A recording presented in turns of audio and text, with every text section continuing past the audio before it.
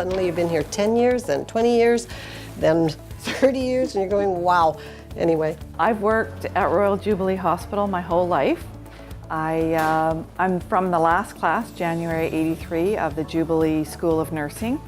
The Jubilee Hospital School of Nursing alumni, it's been very fulfilling work over the last 20-odd years.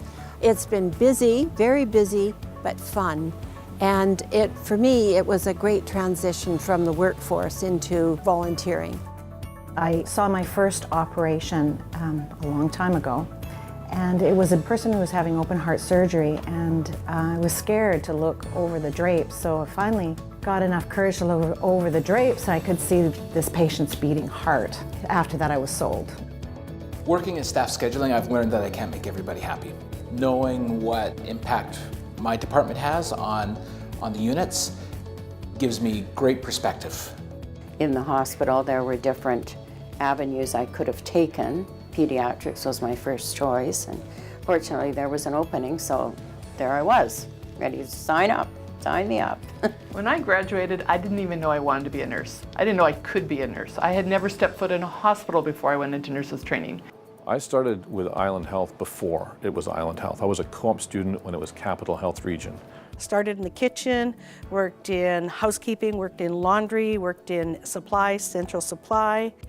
Spent a fair amount of time in stores. I really liked salesmen and truck drivers a lot. I graduated from psych nursing school in 1982, and I was so naive. Of course, we learned all the things we're supposed to learn and make the world a better place. It just feels like yesterday when I was starting as a physiotherapist in that small hospital, and so time does flash by in the blink of an eye sometimes, and I don't know that we take enough stops along the way to just acknowledge the accomplishments of what we've been able to achieve along that journey.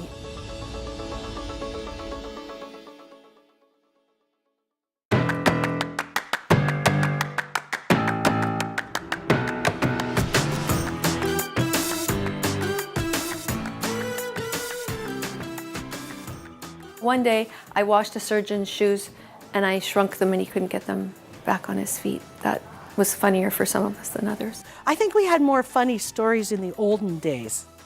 And I remember we used to have this old fellow named Bob Price, and he was our electrician.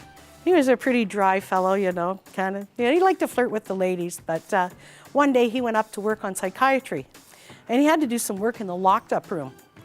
And inadvertently, somebody walked by and shut the door. And he was locked into the locked room. Well, and you know, quite often when people go and they are in the locked room, the thing is they say they don't belong here. It's a mistake. I shouldn't be here. I'm the electrician. Let me out. And you know what? They're pretty tuned into ignoring people. But he was in there for a while.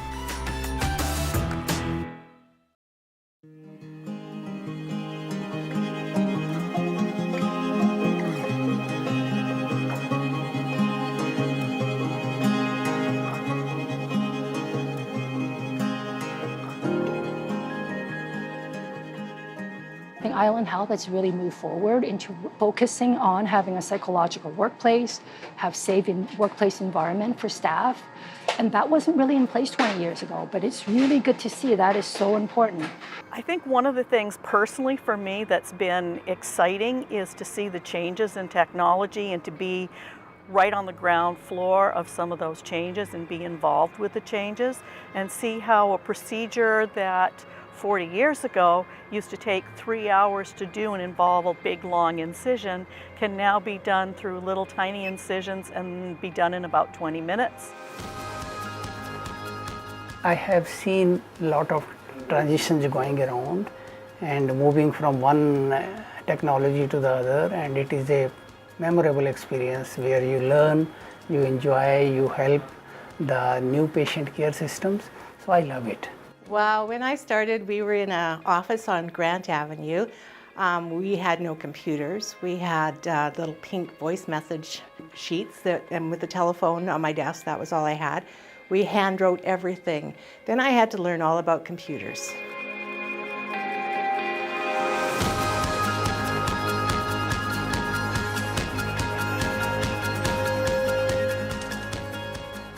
We gravitate towards this type of profession because we do want to help people. I went into mental health and substance use to work with people, and they are the greatest joy.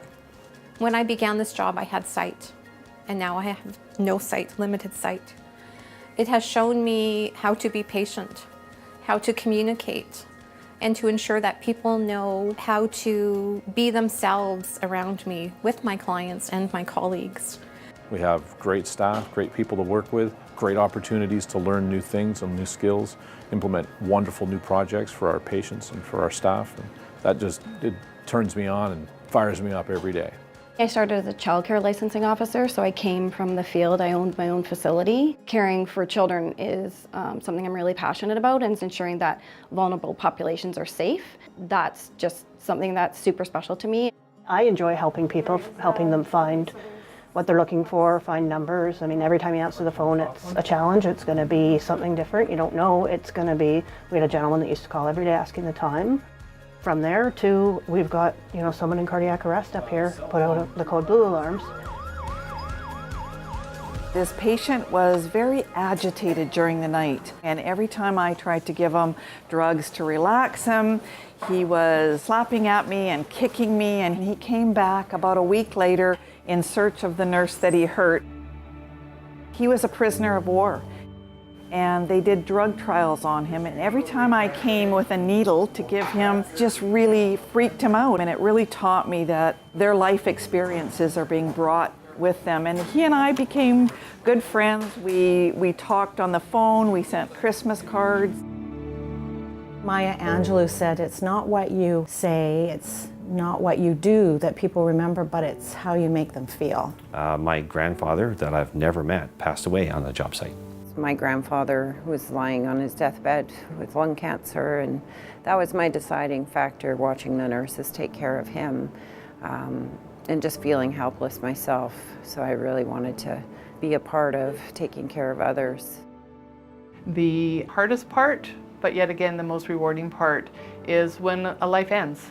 And it's truly amazing to be able to just be there for family. Of all the experiences at Island Health that have changed me, it's granted a rare experience, but the care of someone who has actually passed away has been for me life-changing. It's part of the privilege of the work that I do, that we do. It's also part of the burden of the work that we do, and that is life-changing. That's life-changing for me. It's very gratifying to know that I'm making a difference in people's lives.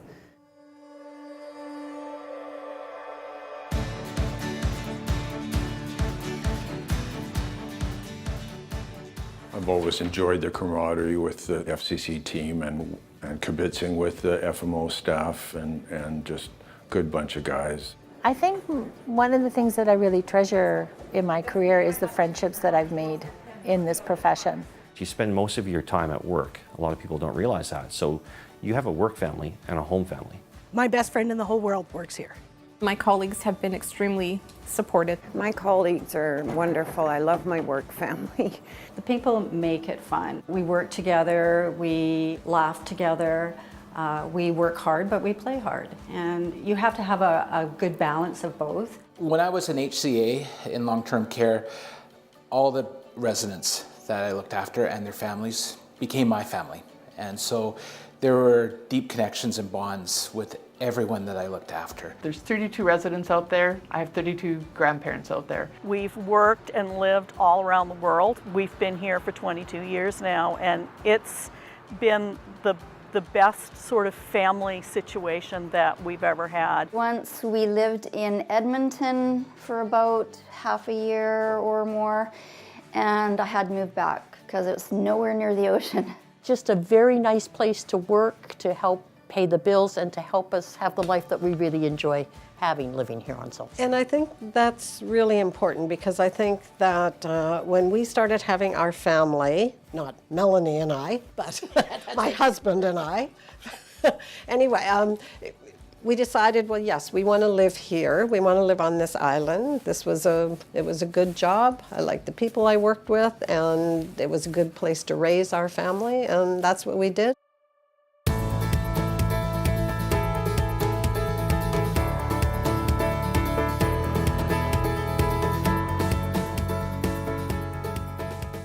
We didn't come here to work at the hospital. We came here to live. I was 1977 Calgary Stampede Princess. I'm an adrenaline junkie, so I mountain bike, I ski. Now people say, oh, but you're responsible for safety. I have children and a husband and with chickens.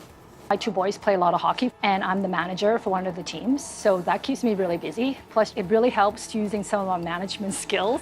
My biggest joy is my blended family of 7 kids and 10 grandkids. I'm on tenterhooks right now because my daughter is expected to be delivering a baby anytime. I have a big garden at home. I do like music, and I like to read, and I like to spend time with my friends and my husband, of course. I love traveling. I love doing community service. I've served on Colwood City Council for the last 19 years. I love to hike. I still love to bake. I love to crochet.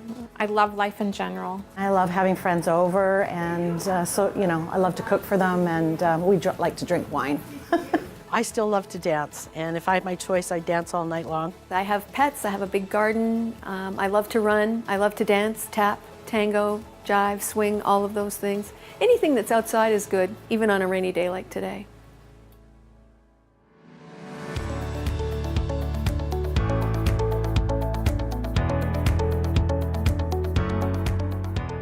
On behalf of the board, I want to thank everybody for all of the work they do. I particularly want to acknowledge those people who we're going to be celebrating with in the 14 upcoming events for all the work they've done. Thank you for what you've contributed over these many years. Farewell and happy trails to those of you who are moving on to retirement. Volunteers who have given so much of your life by your choice. There's lots of places you could spend your time, and you've chosen to spend it with us. Thank you so much.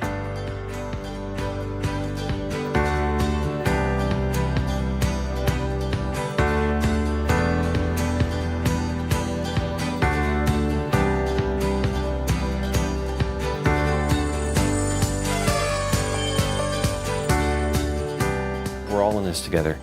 Island Health is people.